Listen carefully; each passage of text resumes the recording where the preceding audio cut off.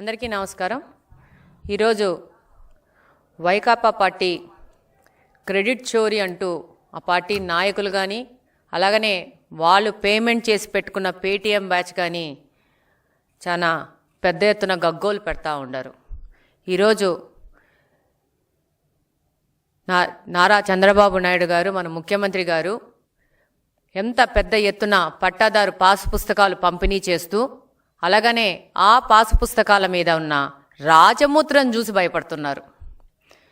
ఈరోజు ఒక ఆయుధం ఒక పిచ్చోడి చేతిలో ఉంటే ఏమవుతుంది, అదే ఒక ఆయుధం ఒక మంచి వ్యక్తి చేతుల్లో ఉంటే ఏమవుతుంది అనేది ఈరోజు ఈ యొక్క పట్టాదారు పాసు పుస్తకాలు నిదర్శనంగా కనపడుతున్నాయి. మీరు ముఖ్యంగా చూస్తే జగన్మోహన్ రెడ్డి గారు భూ రీసర్వే పేరు మీద ఎన్ని దోపిడీలు, దుర్మార్గాలు, ఆక్రమణలు చేశారో గత 5 సంవత్సరాల్లో ప్రజలు ఇంకా మర్చిపోలేదు. ఈ యొక్క పట్టాదారు పాస్ పుస్తకాలు చూసి ప్రజలకు మళ్ళా తన దోపిడీలు గుర్తొస్తాయన్న భయంతో వీళ్ళందరూ బయటకు వచ్చేసి ఈ పట్టాదారు పాస్ పుస్తకాల మీద క్రెడిట్ చోరీ అని మాట్లాడుతూ ఉన్నారు. ఈరోజు చూస్తే మీరు గమనిస్తే 2018వ సంవత్సరంలోనే తెలుగుదేశం ప్రభుత్వం ఎంతో పెద్ద ముఖ్య ఉద్దేశంతో, మంచి ఉద్దేశంతో ఈ యొక్క భూ రీసర్వే ప్రక్రియను మొదలుపెట్టింది. ఈరోజు చూస్తే ఆ రోజే తెలుగుదేశం పార్టీ అధికారంలో ఉన్నప్పుడే జగ్గయ్యపేటలోని తక్కెళ్లపాడులో భూ రీసర్వే పేరు మీద ఒక పైలట్ ప్రోగ్రాం మొదలుపెట్టి ఆ రోజు కంటిన్యూస్ ఆపరేటింగ్ రెఫరెన్స్ స్టేషన్స్ ద్వారా భూములు రీసర్వే చేసే విధంగా జీవో నెంబర్ 1348ను 2018 సెప్టెంబర్ 25వ తేదీనే తెలుగుదేశం పార్టీ జారీ చేసింది. 2019లో ఒక దురదృష్టవశాత్తు పార్టీ ఓడిపోవడము, వైకాపా పార్టీ అధికారంలోకి రావడము, ఈ భూ సర్వేని ఒక దోపిడీ చేయడానికి, ప్రజల భూములని ఆక్రమించుకోవడానికి వాడుకొని వాళ్ళు ఒక అవకాశంగా తీసుకొని వాళ్ళు కన్నుబడ్డ ప్రతి ఒక్క భూమిని వాళ్ళు లాక్కునే ప్రయత్నం చేశారు.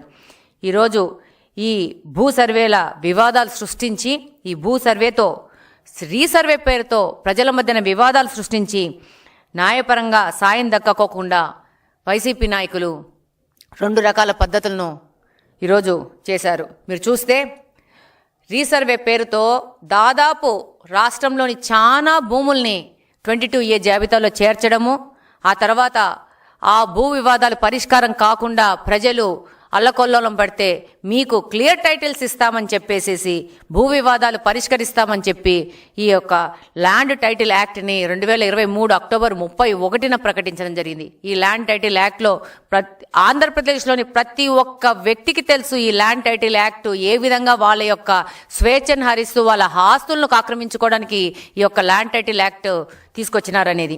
దీని ప్రకారము ఏవైనా భూమి యొక్క సమస్యలు తలెత్తితే భూ అప్పిలేటుకు పోవాల్సి ఉంటుంది అని ఈ ల్యాండ్ టైటిల్ యాక్ట్లో చేర్చి ఈ ట్రిబ్యునల్ పరిష్కారాలన్నీ ఈ ట్రిబ్యునల్ అప్పిలేట్లోకి పోయే విధంగా తయారు చేశారు.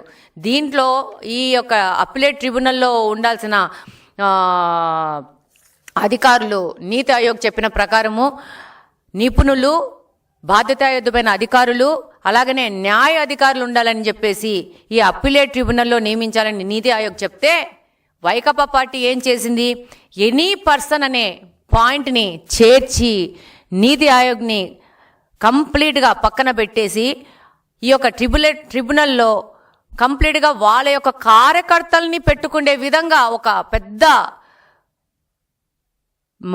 ఆలోచన చేసి ప్రజల ఆస్తులను హరించడానికి, ప్రజల ఆస్తులను కొల్లగొట్టడానికి 2023లో పెద్ద ప్రణాళికను రచించింది. దీంట్లో ప్రకారము ఈ యొక్క ల్యాండ్ టైటిల్ యాక్ట్ ప్రకారము ఏవైనా భూ సమస్యలు వస్తే స్థానిక కోర్టులకు పోయే పరిస్థితి లేకుండా చేసి, ఏదైనా కోర్టులకు పోవాలంటే హైకోర్టు పోయే విధంగా ఈ యొక్క చట్టాన్ని తయారు చేసి ఈ యొక్క రిజిస్ట్రేషన్ ఆఫీసుల చేతిలో రెవెన్యూ వ్యవస్థను మొత్తం ఇరికించేసి రెవెన్యూ వ్యవస్థను నాశనం చేయాలనే ఒక దురుద్దేశంతో ఈ యొక్క ల్యాండ్ టైటిల్ యాక్ట్ను తీసుకురావడం జరిగింది.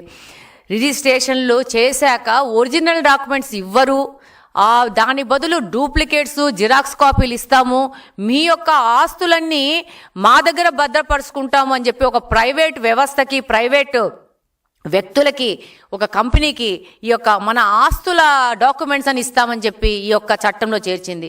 అసలు మా ఆస్తులు మీ దగ్గర ఎందుకు ఉండాలి? పేపర్లు మా ఆస్తులు మా పెద్దలు మా తాతలు ఇచ్చారు. ఈ యొక్క భూప్రపంచంలో పుట్టినప్పటి నుంచి ఇప్పటి వరకు ఎవరి ఆస్తులకు సంబంధించిన పేపర్లు వాళ్ళ దగ్గరే ఉంటాయి. కొత్తగా వైకాపా పార్టీ ఈ యొక్క ఆస్తులన్నింటినీ మా దగ్గర పెట్టుకుంటాము అని చెప్పి వాళ్ళకి ఎప్పుడు కావాలంటే అప్పుడు ఏ ల్యాండ్ మీద కన్ను పెడితే ఆ ల్యాండ్ కాజేయడానికి ఒక పెద్ద ఎత్తున ప్రణాళిక రచించి ఈ యొక్క ల్యాండ్ టైటిల్ యాక్ట్ని మన మీద రుద్దాలనుకుంది. ప్రజలందరూ 2024 ఎలక్షన్లో వీళ్ళ యొక్క దురుద్దేశాలను కనుక్కున్నారు. 2019లో చేసిన తప్పుల్ని వాళ్ళు వాటిని సరి చేసుకొని ఈరోజు 2024లో ఒక భారీ మెజారిటీని తెలుగుదేశం పార్టీకి, కూటమి ప్రభుత్వానికి ఇచ్చి వాళ్ళని కాపాడుకున్నారు ప్రజలు. ఈరోజు చూస్తే వైకాపా పార్టీ చేసింది ఇంకోటి ఏంటంటే, సర్వే రాళ్ళని చెప్పేసేసి ఒక వాళ్ళ నాయకుడి బొమ్మ వేసుకొని ఆ బొమ్మని పాతి దానికి గాను 650 కోట్లు ప్రజాధనాన్ని దుర్వినియోగం చేసింది. మా ల్యాండ్లలో దిష్టి బొమ్మలు పెట్టుకోవాలంటే మేము పెట్టుకుంటాం. ప్రభుత్వ ఖర్చుతో పెట్టుకోవాల్సిన అవసరము ఈ యొక్క ఆంధ్రప్రదేశ్లోని ఏ ఒక్క రైతుకు కానీ, ఏ ఒక్క భూమి యజమానికి కానీ అక్కర్లేదు. ఈరోజు 650 కోట్లు డబ్బును దుర్వినియోగం చేసుకొని ఆయన బొమ్మనేసుకొని ఆ బొమ్మ రాలనంతా మా ఆస్తుల్లో పాతుకున్నాడు. ఏమన్నా నువ్విచ్చావా మాకు ఆస్తులు? లేకపోతే నీ పార్టీ ఇచ్చిందా ఆస్తులు? మా పెద్దలు, మా తాతలు, మా వాళ్ళు, మేము వంశపారంగా వచ్చిన మా ఆస్తుల్లో నీ బొమ్మ ఎందుకు? దిష్టి బొమ్మలు పెట్టినట్టు మీ బొమ్మలు పెట్టుకొనేసి ప్రజాధనం దుర్వినియోగం చేశారు. ఈరోజు పట్టాదారు పాస్ పుస్తకాల్లో ఆయన బొమ్మ వేసుకుంటాడు. మళ్ళా నవ్వుకుంటా మాట్లాడతారు. ఏమి ఈ బొమ్మ ఉంటే ఇందులో ఏమి మార్పు వచ్చింది? మార్పు 100కు 100 పట్టాదారు పాస్ పుస్తకాల్లో వచ్చింది.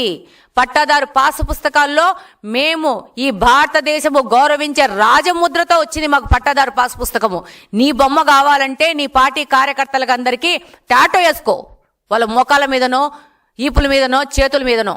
అంతేగాని ఆంధ్రప్రదేశ్లోని ప్రజలు ఒక నమ్మకంతో నీకు ఒక ఓటేసి నిన్ను ఒక ముఖ్యమంత్రి స్థానంలో కూర్చోబెట్టినందుకు నీ యొక్క ఫోటో ప్రతి ఒక్కరి ఇండ్లలోకి చేరాలనే ఒక దురుద్దేశంతో చివరికి బాత్రూంలలో స్కూల్ పిల్లలు వాడే మగ్గుల మీద కూడా నీ బొమ్మలు పెట్టేసి, వాళ్ళు తినే ప్లేట్ల మీద కూడా నీ బొమ్మలు పెట్టేసేసి ఈ విధంగా ఒక అధికార దుర్వినియోగానికి పాటుపడ్డావు. దాని యొక్క పరాకాష్ఠనే 2024 ఎలక్షన్ యొక్క ఫలితాలు.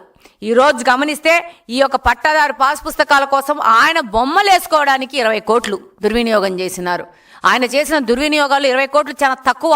కానీ మా ఇండ్లల్లో నీ బొమ్మ పంపించడానికి వేసిన యొక్క ఒక్క దురుద్దేశంతో కూడిన ఆలోచన ఇది ప్రజలందరూ గుర్తించినారు. అలాగనే కాకుండా ఈరోజు ల్యాండ్ టైటిల్ యాక్ట్ని ప్రభుత్వం రాగానే కూటమి ప్రభుత్వము దాన్ని రద్దు చేస్తామన్నారు, రద్దు చేశారు. రద్దు చేసి ప్రజలు హర్షాతికతనాలు వెలుబుచ్చారు. అలాగనే భూ రీసర్వే మళ్ళా మొదలుపెట్టి చాలా ట్రాన్స్పరెంట్గా, చాలా డీటెయిల్గా, చాలా సాంకేతికంగా ఈ యొక్క భూ సర్వే పూర్తి చేయడం జరిగింది.